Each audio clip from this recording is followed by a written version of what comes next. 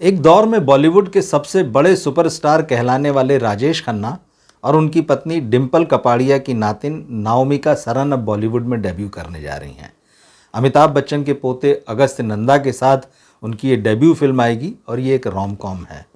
तो ये खबरें जो है एक दो दिनों से मीडिया में और सोशल मीडिया में चल रही हैं। तो जब ये खबर आई तो मुझे इसके साथ साथ राजेश खन्ना और डिंपल कपाड़िया की जो लाइफ थी उसकी कुछ बहुत इंटरेस्टिंग बातें याद आई, तो मैंने सोचा कि उन्हें आपके साथ शेयर करना चाहिए। नाओमिका सरन जब आएंगी तब हम उनके बारे में बात करेंगे, लेकिन जहाँ तक राजेश खन्ना और डिंपल कपाड़िया की बात है तो ये एक ज़माने में बॉलीवुड की सबसे हॉट जोड़ी थी। हॉट जोड़ी इसलिए थी क्योंकि इन्होंने अचानक सबको चौंकाते हुए शादी कर ली थी। राजेश खन्ना सुपरस्टारडम का दौर जो है उसको एंजॉय कर रहे थे और डिंपल कपाड़िया उस समय अपनी पहली फिल्म की शूटिंग कर रही थी, राज कपूर की बॉबी, जिसमें ऋषि कपूर उनके हीरो थे। और इस फिल्म की शूटिंग के दौरान, पहली फिल्म की शूटिंग के दौरान राजेश खन्ना और डिंपल कपाड़िया की मुलाकात होती है। दोनों को एक दूसरे से प्यार हो जाता है और देखते ही देखते दोनों शादी कर लेते हैं। 1973 के शुरुआती दिनों में ये शादी हुई और ख़ास बात यह कि उस समय बॉबी की शूटिंग चल रही थी और राजेश खन्ना और डिंपल कपाड़िया की उम्र में 16 साल का फ़र्क था। तो लोगों को इससे बहुत आश्चर्य हुआ कि ये कैसे अचानक हुआ, जबकि राजेश खन्ना के बारे में तो ये कहा जाता है कि लड़कियां उन्हें जो है खून से चिट्ठी लिखा करती थी। उनकी कार के ऊपर लिपस्टिक लगे होंठों के चुम्बन देकर अपने होंठों के निशान उस पर बना दिया करती थी। उनकी झलक पाने के लिए वो क्रेजी हुआ करती थी। और डिंपल की तो पहली फिल्म भी नहीं आई थी। लेकिन ये शादी ज़्यादा नहीं चल सकी क्योंकि इस शादी के थोड़े समय बाद ही राजेश खन्ना का जो करियर था वो डामाडोल हो गया और वो बहुत परेशान रहने लगे और इसका असर जो है उनकी पर्सनल लाइफ पर पड़ा। और पर्सनल लाइफ में हुई इस खटपट ने दोनों को इस कदर दूर कर दिया कि वो आखिर तक अलग ही रहे। साल 2012 के जुलाई में राजेश खन्ना इस दुनिया में नहीं रहे। एक साल पहले उनको कैंसर डिटेक्ट हुआ था। उसके बाद ज़रूर डिंपल और उनकी फैमिली जो थी उनकी देखभाल करने की के लिए उनके पास पहुंची, साथ में रहे। आखिरी दिनों के कुछ ऐसे वीडियो और तस्वीरें भी आपको देखने मिलती हैं। लेकिन इस बीच दोनों के बीच में बहुत कुछ घटा, दोनों की ज़िंदगी में बहुत कुछ घटा। और जब राजेश खन्ना गुजरे तो जो खबरें आई, एक इंटरेस्टिंग और चौंकाने वाली भी खबर ये थी कि अपने गुजरने से एक महीने पहले राजेश खन्ना ने अपनी विल लिखी थी, मतलब अपनी वसीयत लिखी थी।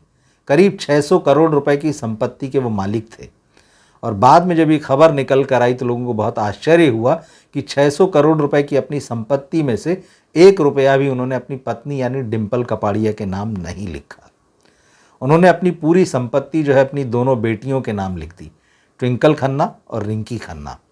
तो ये बात बहुत चौंकाने वाली थी लोगों के लिए। लेकिन एक बात बहुत सच है कि दोनों भले ही अलग अलग रहे, दोनों ने एक दूसरे से तलाक नहीं लिया, मिलते जुलते रहे, पर उनके जीवन में अकेलापन तो था ही और उस अकेलेपन को भरने के लिए कुछ लोगों ने उनकी ज़िंदगी में जो है जगह ज़रूर बना ली थी। लेकिन पहले हम राजेश खन्ना और डिंपल की बात करते हैं। 1973 में जब इनकी शादी हुई तो जैसे मैंने कहा कि फिल्म की शूटिंग तो चल ही रही थी और ख़ास बात इसमें यह है कि इस शूटिंग के दौरान ही, मतलब फिल्म पूरी भी नहीं हुई और डिंपल कपाड़िया प्रेग्नेंट हो गई थी और इससे प्रोड्यूसर्स को बड़ा शौक लगा था। और जब नवंबर 1973 में इस फिल्म का प्रीमियर हुआ तो उस समय रणधीर कपूर, जो राज कपूर के बेटे थे, उनका एक इंटरव्यू मिलता है। उसमें उन्होंने बाकायदे ये कहा कि हमारा स्टार्स पर कोई वश नहीं चलता है। किसने सोचा था कि डिंपल ऐसे राजेश खन्ना से शादी कर लेंगी और बीच शूटिंग के दौरान प्रेग्नेंट भी हो जाएंगी। तो साफ था उनकी बात से कि वो कहीं ना कहीं इस बात से नाराज़ थे। ये प्रोफेशनल रवैया नहीं था उनके हिसाब से।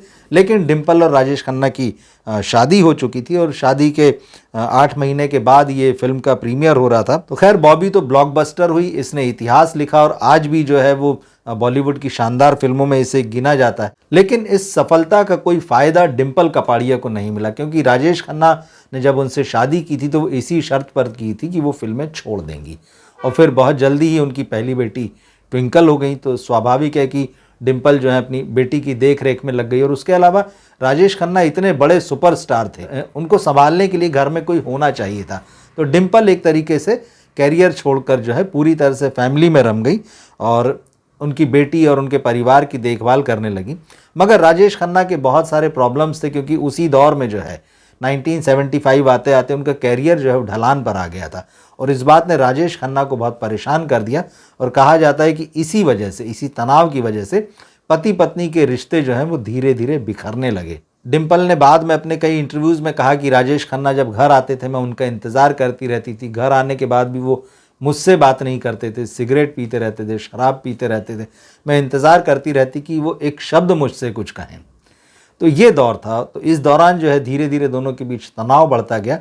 और एक और बात हुई फिर 1977 में राजेश खन्ना और डिम्पल के घर दूसरी संतान आई। ये भी बेटी थी, रिंकी खन्ना, जिनका मैंने सबसे पहले जिक्र किया कि अब उनकी बेटी जो है, रिंकी की बेटी नाओमिका सरन जो है वो डेब्यू कर रही हैं। तो रिंकी का जन्म हुआ। कहा यह जाता है कि राजेश खन्ना को उम्मीद थी कि दूसरा उन्हें बेटा होगा, उन्हें बेटे की चाह थी, लेकिन जब बेटी हुई राजेश खन्ना के यहाँ पर तो वो इस बात से और ज़्यादा परेशान हो गए और कई दिनों तक उन्होंने अपनी बेटी को, इस दूसरी बेटी को बहुत ठीक तरीके से देखा तक नहीं। वो चाह जब पूरी नहीं हुई तो रिश्तों में तनाव का एक और कारण आ गया और ये तनाव इतना बढ़ा कि पूरी फैमिली जो है इस बात को भूल गई लंबे समय तक कि उन्हें अपनी बेटी का कोई नाम भी रखना है। जैसे ट्विंकल का नाम रखा गया था, नामकरण किया गया था। तो खैर बाद में छोटी बेटी का नाम जो है वो रिंकी रखा गया था। मगर इस दौर में राजेश खन्ना और डिम्पल कपाड़िया के जो रिश्ते थे वो काफ़ी बिखर गए और फिर एक टाइम ये भी आया कि डिम्पल जो है वो राजेश खन्ना का घर छोड़कर जो है अपने पिता के पास चली गई। हालांकि बाद में उन्होंने एक इंटरव्यू में कहा कि ऐसा उन्हें नहीं करना चाहिए था, ये उनकी गलती थी। एक बार जो दूरियां बनी तो फिर वो बढ़ती चली गई। इस बीच जो है डिम्पल कपाड़िया ने फिल्मों में वापसी की भी कोशिशें शुरू कर दी और बहुत जल्दी ही उन्होंने वापसी भी कर ली। दूसरी तरफ राजेश खन्ना अकेले थे और उनका स्टारडम पहले जैसा नहीं रह गया था, तो वो एक समस्या थी। तो वो शराब पीते थे, सिगरेट पीते थे। इसी दौरान उनकी ज़िंदगी में कुछ महिलाएं भी आईं, जिनमें सबसे इम्पॉर्टेंट नाम था टीना मुनीम का। टीना मुनीम और Rajesh Khanna live in relationship में रहते रहे लंबे समय तक और कहा जाता है कि टीना मुनीम लगातार राजेश खन्ना पर यह दबाव बनाती रहीं कि वो डिम्पल कपाड़िया से तलाक लें और उनसे शादी करें। राजेश खन्ना हाँ कहते रहे, लेकिन बातें आगे बढ़ती गई। अब खबरों में, पुरानी खबरों में आपको ये मिलता है कि दोनों के बीच में, राजेश खन्ना और डिम्पल के बीच में तलाक की बातें तो हुई, लेकिन डिम्पल जो थी वो अपनी दोनों बेटियों के लिए फाइनेंशियल सिक्योरिटी चाहती थी। तो इस तरह से उनकी कुछ, इस हिसाब से कुछ उनकी कुछ खास शर्तें थी और राजेश खन्ना उनको मानने के लिए तैयार नहीं थे। इसी वजह से जो है दोनों का जो है तलाक नहीं हुआ और दोनों अपनी अपनी लाइफ में आगे बढ़ते रहे। मगर डिम्पल के तलाक ना देने की वजह से एक दिन टीना मुनीम ने भी ये फैसला कर लिया कि अगर राजेश खन्ना उनके साथ शादी नहीं कर सकते हैं तो वो उनके साथ लिव इन में नहीं रहेंगी, अब और नहीं रहेंगी। तो एक दिन उन्होंने राजेश खन्ना को छोड़ने का फैसला किया और वो चली गई। तो राजेश खन्ना का जो ढहता हुआ स्टारडम था उसको एक और झटका इस बात से भी लगा, वो और अकेले हो गए, उनका अकेलापन बढ़ता गया। दूसरी तरफ डिम्पल ने जो है फिल्मों में वापसी कर ली, उनकी फिल्में चलने लगी, दर्शकों ने उनको एक्सेप्ट किया। बॉबी में उनकी एक हॉट इमेज बनी थी क्योंकि उसमें बिकनी सीन वगैरह उनके थे। और उसके बाद भी जब डिम्पल आई हैं तो कुछ दृश्य उनके कुछ फिल्मों में ऐसे थे जो काफ़ी हॉट माने गए और दर्शकों ने धीरे धीरे करके डिम्पल के कमबैक को एक्सेप्ट किया। और इसी दौरान डिम्पल का कुछ सितारों के साथ, कुछ निर्देशकों के साथ नाम जुड़ा और इसमें जो सबसे ख़ास नाम था वो सनी देओल का था।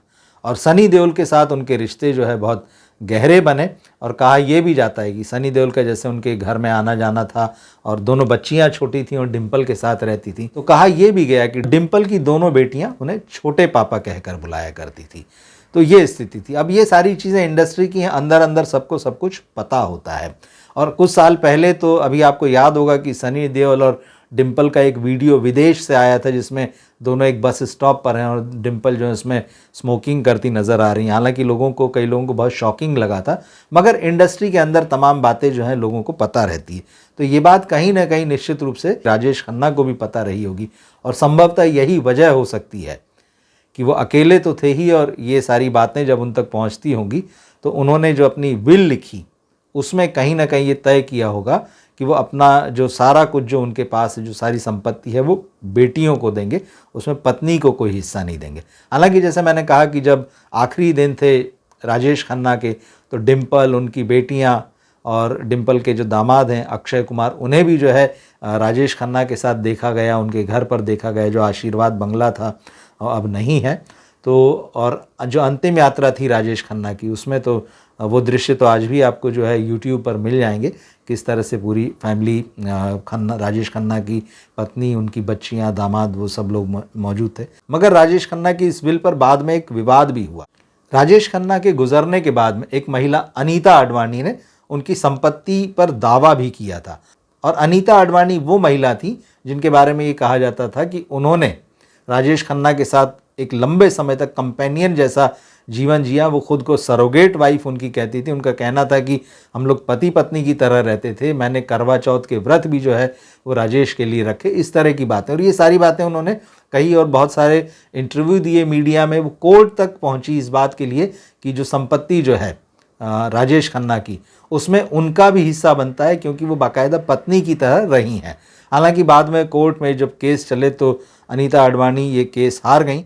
तो नाओमिका सरन के बॉलीवुड डेब्यू की जो खबर आई, तो उस बहाने से मुझे राजेश खन्ना और डिम्पल की याद आई, और उनका जीवन जो काफ़ी जिस तरह से उतार चढ़ाव भरा था, जो उनका वैवाहिक जीवन था, जो बहुत सुखमय नहीं था। और 2 बच्चियों के होने के बावजूद दोनों अलग अलग रहते रहे, लेकिन उन्होंने शादी नहीं की। हालांकि उनके जीवन में दूसरे लोग आए, काफ़ी उतार चढ़ाव रहा, दोनों अपने अपने कैरियर में आगे बढ़ते रहे। राजेश खन्ना की कहानी आखिरकार तो बहुत ट्रेजिक हो गई कि इतने बड़े सुपरस्टार थे और आखिर तक आते आते जब उनका एक विज्ञापन आया था तो उनको पहचानना मुश्किल हो गया था। एक पंखों का ऐड था, उसमें देखकर उन्हें पहचानना मुश्किल था कि कभी ये ऐसा सितारा था जिसके ऊपर जो है लाखों करोड़ों युवतियाँ जो हैं अपनी जान छिड़कती थीं। तो खैर, राजेश खन्ना बॉलीवुड के अमर सितारे हैं, उनसे जुड़ी हुई और भी तमाम कहानियां हैं। अगर ऐसे वीडियो आप देखना चाहते हैं जिसमें नॉस्टैल्जिक वैल्यू हो, जिसमें रेट्रो का फील हो, तो आप ज़रूर कमेंट बॉक्स में लिखिएगा, तो हम कोशिश करेंगे आगे इस तरह के वीडियो भी बनाएं। और ये वीडियो आपको कैसा लगा कमेंट बॉक्स में लिखकर ज़रूर बताइएगा।